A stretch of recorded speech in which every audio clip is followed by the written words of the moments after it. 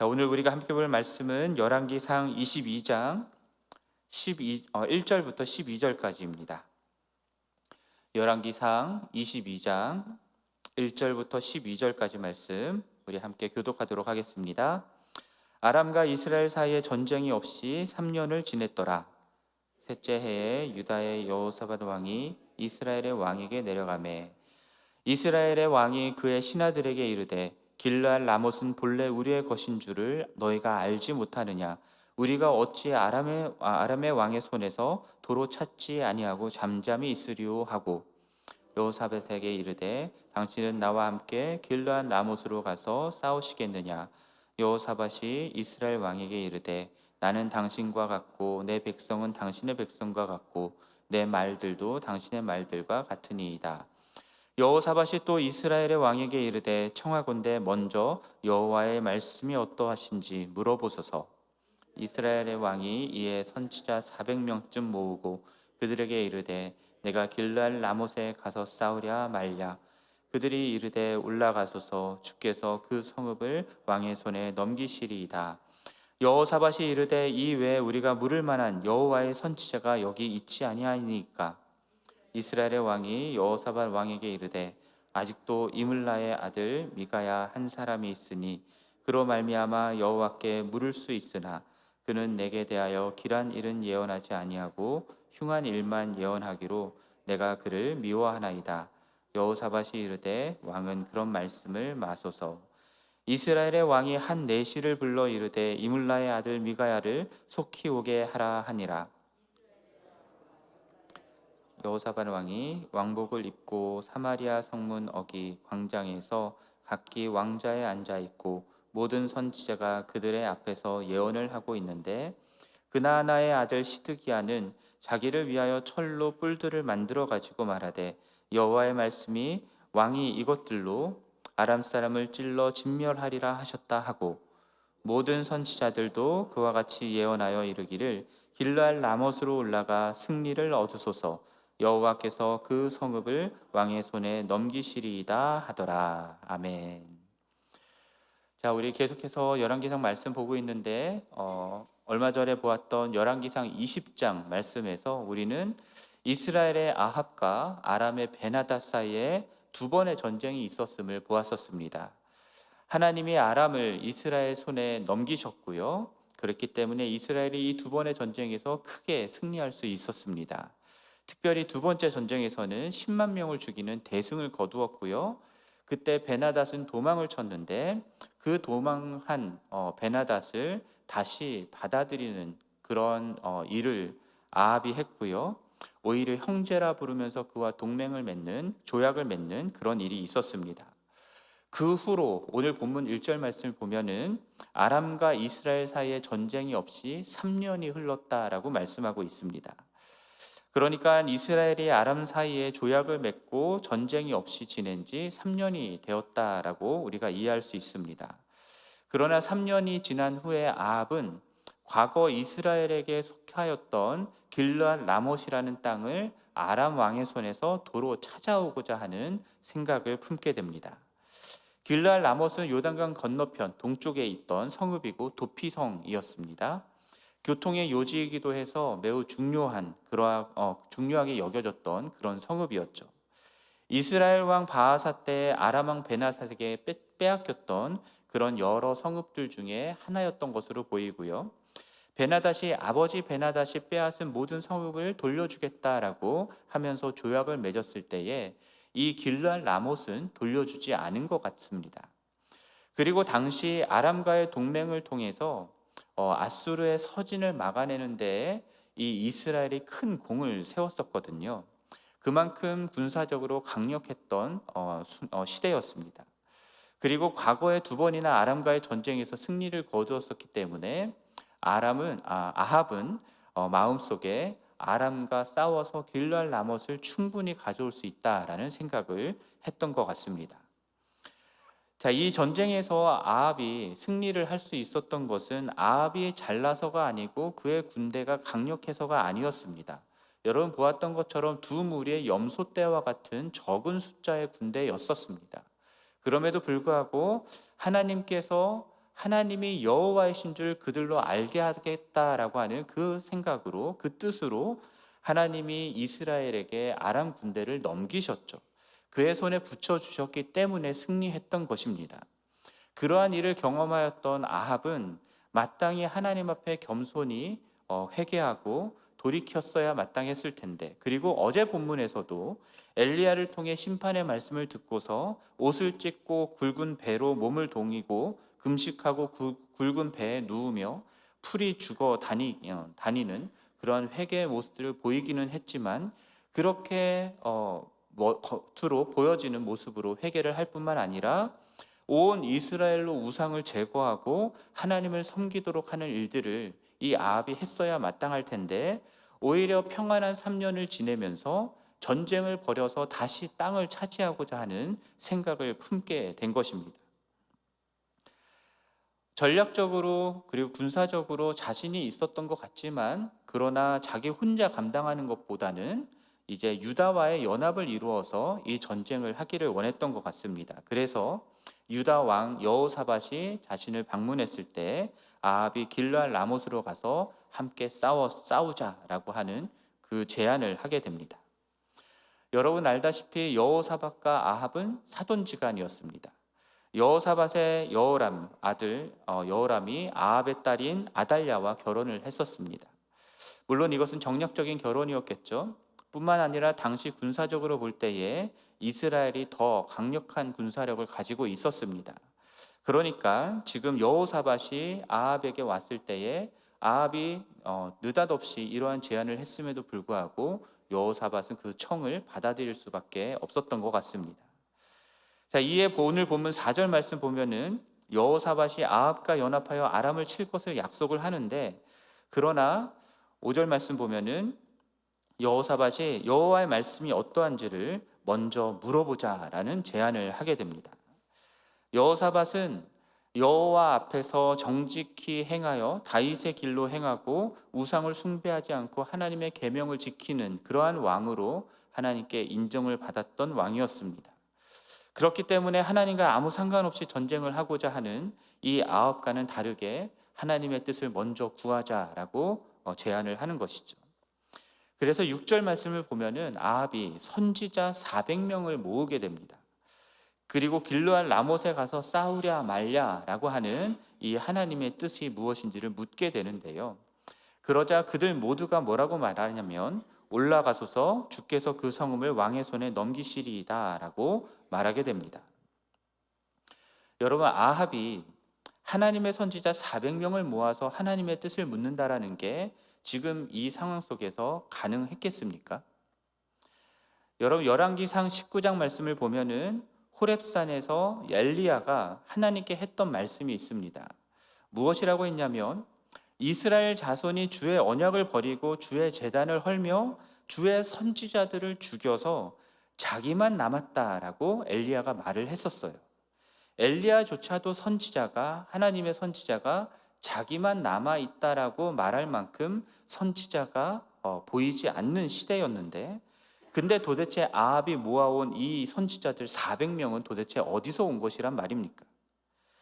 이러한 의구심을 가지고 오늘 7절 말씀을 보면요, 여호사밧이 이 외에 우리가 물을 만한 여호와의 선지자가 여기 있지 아니하니까 라고 묻는 장면이 나옵니다.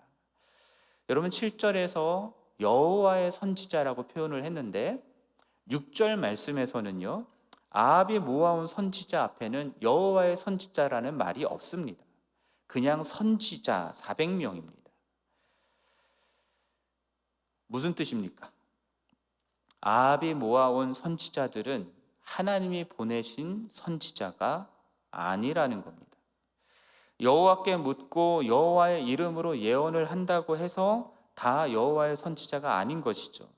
여호와 하나님이 보내시고 여호와 하나님이 주신 말씀을 전하는 사람들이 여호와의 선지자인데, 지금 아합이 모아온 이 400명의 선지자들은 여호와의 이름으로 예언을 하기는 하지만 그들은 여호와의 선지자가 아니다라는 겁니다.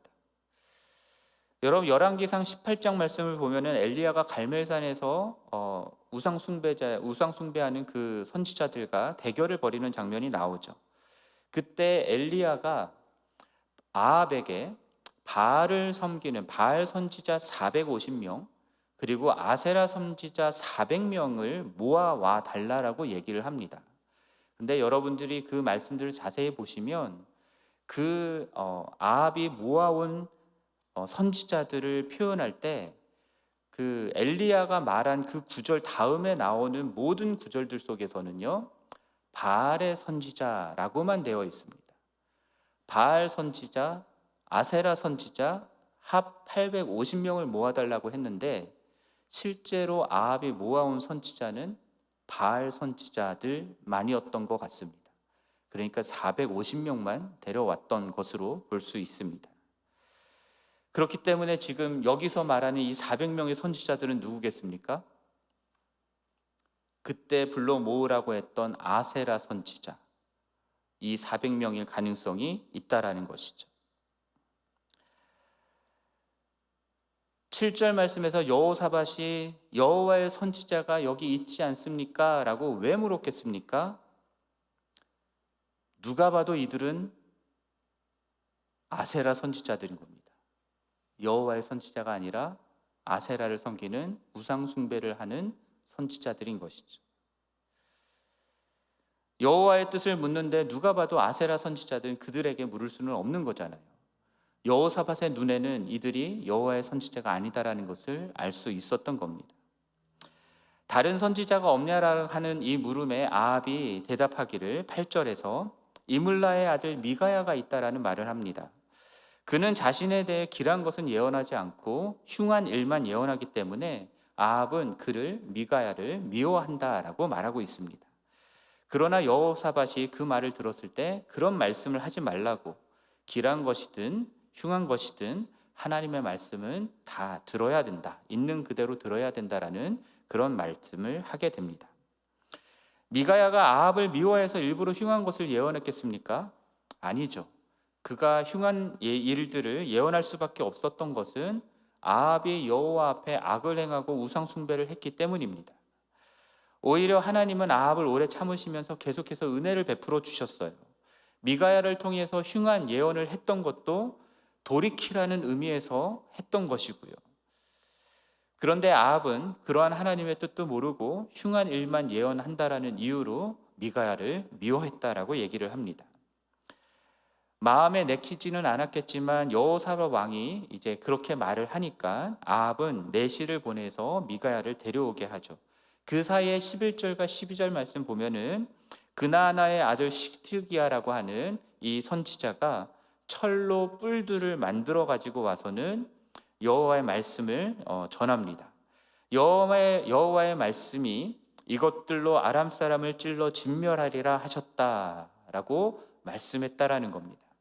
일종의 퍼포먼스를 보이면서 사람들에게 설득력 있게 이것이 여호와의 뜻입니다라는 것을 시드기야가 보여준 겁니다. 시드기야뿐만 아니라 모든 선지자들도 그와 같이 예언하면서 길르앗 라못으로 올라가라고, 여호와께서 그 성읍을 왕의 손에 넘기셨노라고 이야기를 하는 것이 오늘 본문 속의 내용입니다. 여러분, 400명이나 되는 선지자들이 이렇게 말하니 아합은 기분이 좋았겠죠. 자기가 원하는 대로 할 수 있는 명분이 생겼기 때문입니다. 그에게는 하나님의 뜻이 무엇인지를 아는 것이 그다지 중요하지 않았습니다. 그냥 자기가 원하는 대로 할 수 있다라고 한 그것이 중요한 것이었습니다.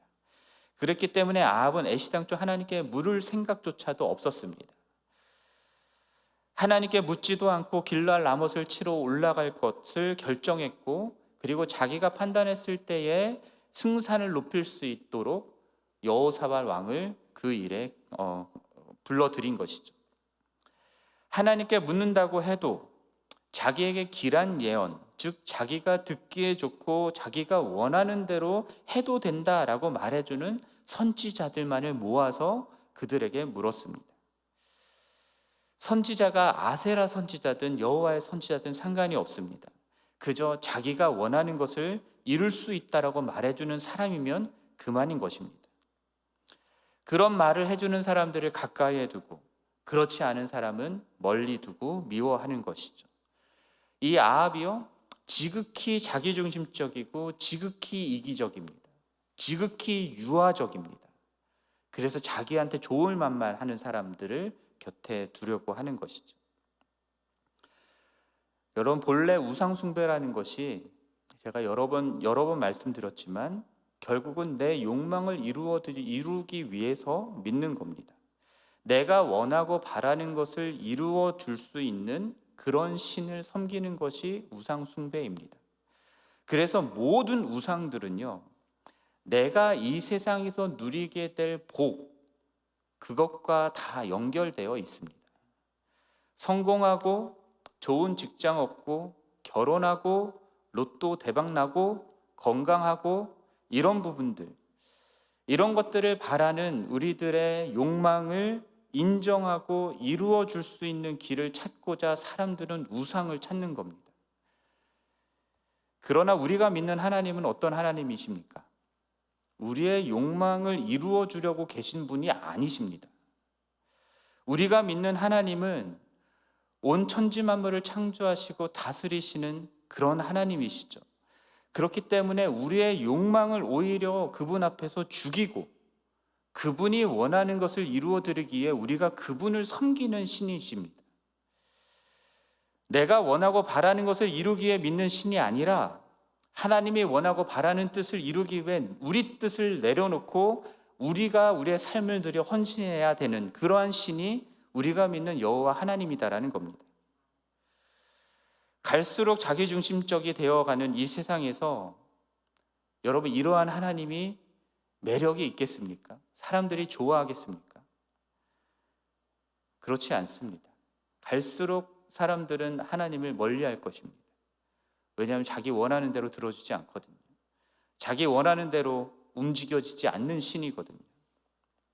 오히려 그러한 하나님은 나를 믿고 날마다 너의 자신을 부인하고 자기 십자가를 지고 나를 따라오라라고 말씀하시는 하나님이신 것이죠.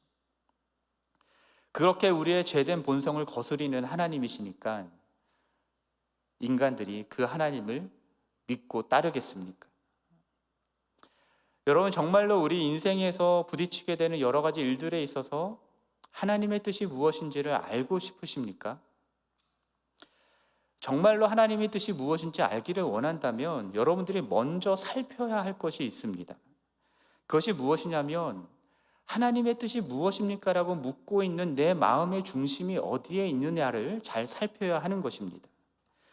정말로 하나님의 뜻을 알고자 하는 내 마음의 중심에 결국은 어느 길로 가는 것이 내게 더 이익이 되고 내가 더 성공이 되는 길입니까? 라고 묻는 것이라고 한다면, 그렇다면 여러분들은 그 하나님을 우상으로 전락시키고 있는 것일 뿐입니다. 하나님을 우상의 하나로 전락시키는, 그렇게 하나님을 믿는다라고 한다면, 그래서 내가 어느 길을 선택해야 내가 성공할 수 있는 그 길을 가는 것입니까? 라고 묻게 된다면 여러분, 그냥 점쟁이를 찾아가는 것이 낫습니다. 제가 전에도 새벽 기도하면서 말씀드린 적이 있었는데, 여러분 요즘에 유튜브 상을 보면요, 무당들이 나와서 점치는 그런 내용들이 있습니다. 사람들이 거기에 왜 도대체 나와서 자기 앞날에 대해서 묻고 하는지 여러분 생각해 보셨습니까? 결국은 아무 탈 없이 평안하게 성공하는 삶을 살고자 하는 자기 욕망을 이루기 위한 것입니다.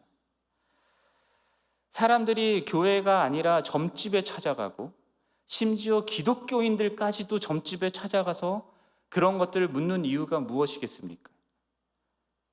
제가 곰곰이 생각해 봤을 때 얻은 답은 이것입니다. 하나님은 그런 거 안 가르쳐 주시거든요. 하나님은 동쪽으로 가면 기린을 만날 것이다, 이런 거 안 가르쳐 주시거든요. 어느 날에 개업을 하면 성공할 것이다, 이런 거 안 가르쳐 주시거든요. 대신에 하나님은 하나님 당신을 온전히 믿고 따라오라라고 말씀하십니다.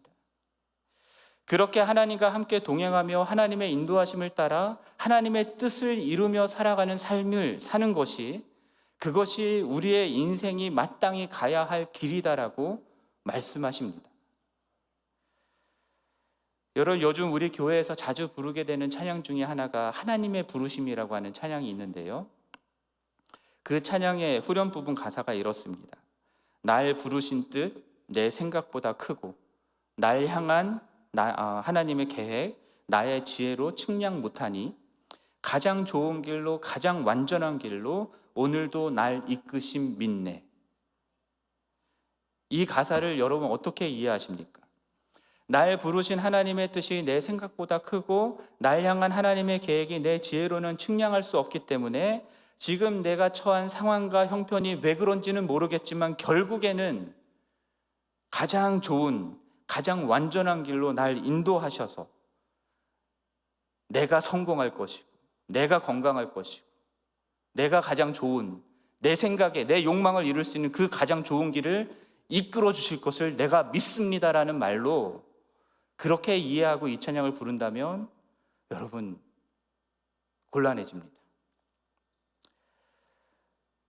하나님이 그 크신 생각과 측량할 수 없는 지혜로 가장 좋은 길로 가장 완전한 길로 이끄셨을 때 예수님의 결국은 십자가였습니다. 예수 그리스도가 십자가를 지는 것이 하나님의 크신 생각과 측량할 수 없는 지혜로 볼 때 가장 좋은 길이었고 가장 완전한 길이었다라는 겁니다. 그로 말미암아서 하나님이 원하시는 온 세상을 향한 구원을 이룰 수 있었기 때문인 것이죠. 그것을 믿으면서 예수 그리스도가 하나님의 뜻을 따라 그 길을 걸어가신 것이고요. 하나님이신 그분이 인간의 몸을 입기까지 겸손해지셔야 했고 그리고 십자가에 죽기까지 복종하셔야 했던 것입니다. 우리가 그 예수 그리스도를 믿고 따르고 그래서 구원을 받았다고 한다면 그렇다면 하나님의 이름으로 내 욕망을 이룰 수 있다라고 말씀하는 이 세상의 말씀들에 여러분 귀 기울이지 마시기를 바랍니다.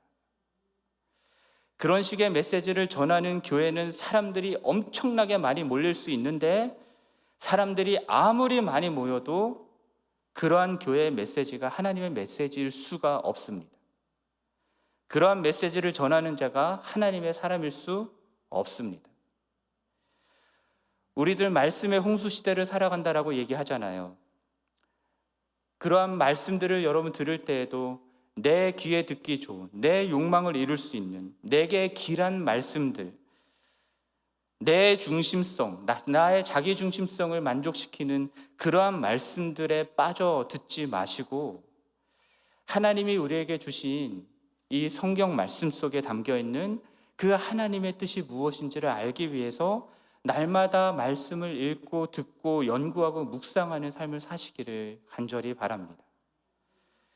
이로써 여러분 모두가 하나님의 뜻을 이 땅 가운데 온전히 드러내고 순종하는 그러한 참된 하나님의 사람이다라는 것으로 하나님께 인정받게 되기를 바라고요.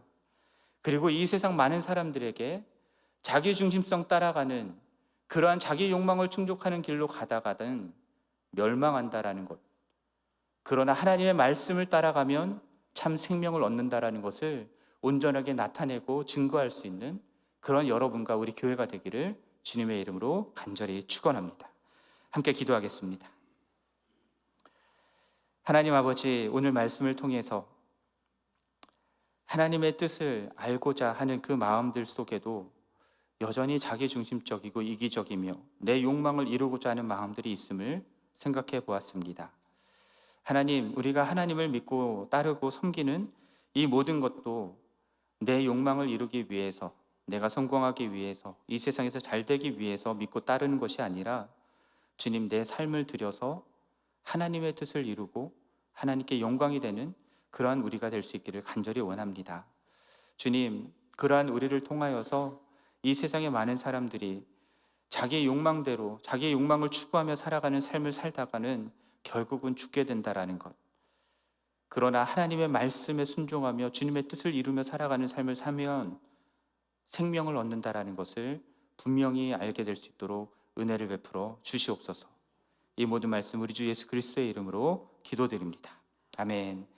하늘에 계신 우리 아버지여, 이름이 거룩히 여김을 받으시오며 나라가 임하시오며 뜻이 하늘에서 이루어진 것 같이 땅에서도 이루어지이다. 오늘 우리에게 일용할 양식을 주시옵고 우리가 우리에게 죄 지은 자를 사하여 준 것 같이 우리 죄를 사하여 주시옵고 우리를 시험에 들게 하지 마시옵고 다만 악에서 구하시옵소서. 나라와 권세와 영광이 아버지께 영원히 있사옵나이다. 아멘. 계속해서 기도하시고 돌아가시겠습니다.